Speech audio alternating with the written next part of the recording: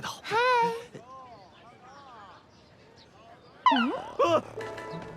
快把他弄走！哦。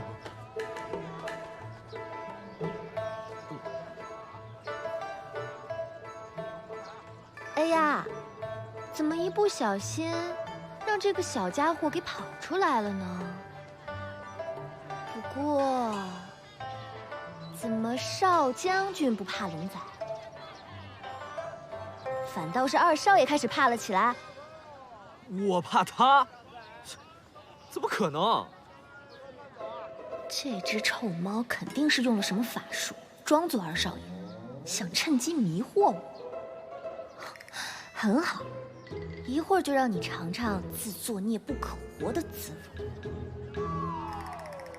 哎，小布，你们俩不是要去琴行吗？你看，天色不早了，赶紧去啊！慢着，少将军，今天你不太舒服，所以我们不要去逛市集了，改去琴行，正好看个新鲜，也不累。那不太好吧？有什么不好的呀？公主，我们走。走。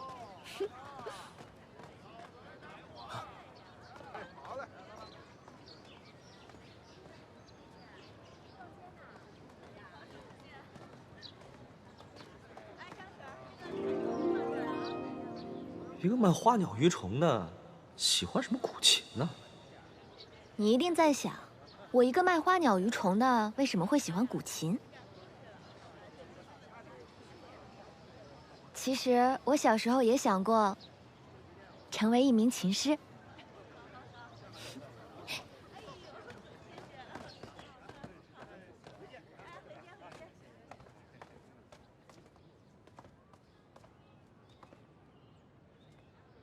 老板，自己看吧，我忙着呢。这是世外高人呐！二少爷，你看，那是千韵琴。唉，可惜我不会。要不，二少爷去弹一曲？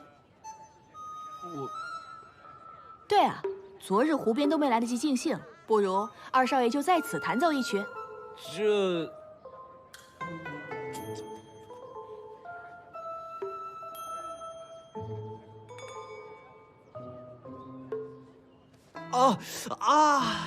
我头开始疼起来了。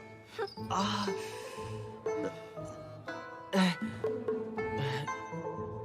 公主，要不然咱们回驿站休息吧，我真扛不住了。哎呀，少将军有所不知，这千韵琴的琴声独特，不仅扣人心弦，而且稳定情绪，有治疗作用。你就吹吧，门口的树都给你吹倒了。莫非是二少爷不敢弹？怎么可能啊！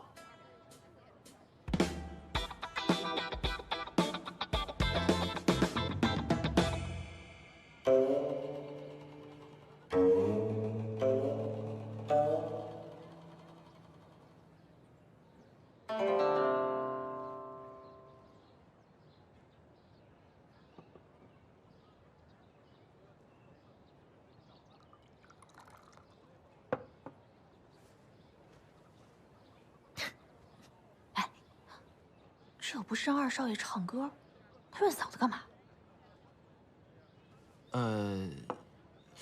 这公主有所不知啊，那个弹琴之前喝茶呢，一是为了礼仪，二是为了意境。哎，对，意境。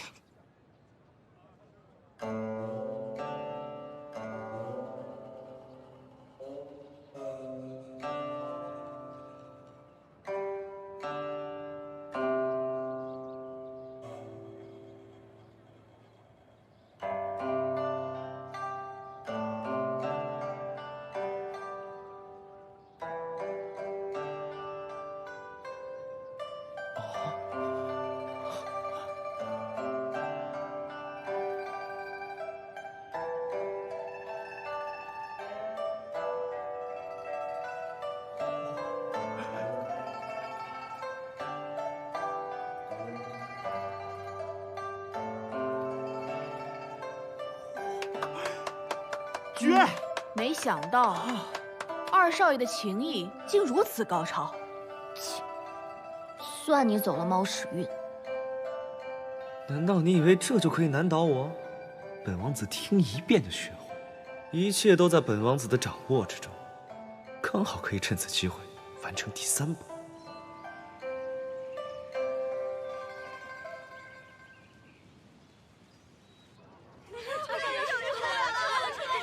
二少爷，你还记得我吗？我是你的春桃呀，我是柔菊呀，我是冬梅呀，我是你的胖黄黄，姐妹们。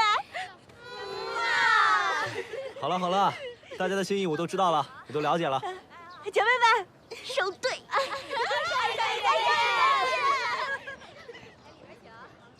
这二少爷招蜂引蝶的本事，可真是一流啊！下流！二少爷，你竟然是这种人！少将军，哎，二少爷此番作风，怕是会有辱墨家名声，你不教训教训他？教训？难道少将军会怕二少爷不成？怎么可能啊？来吧，就差这一步。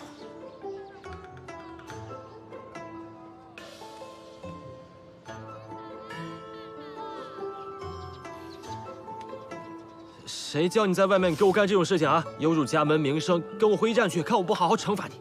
哎呀，少将军今日如此温柔，可不像你平日的作风呀。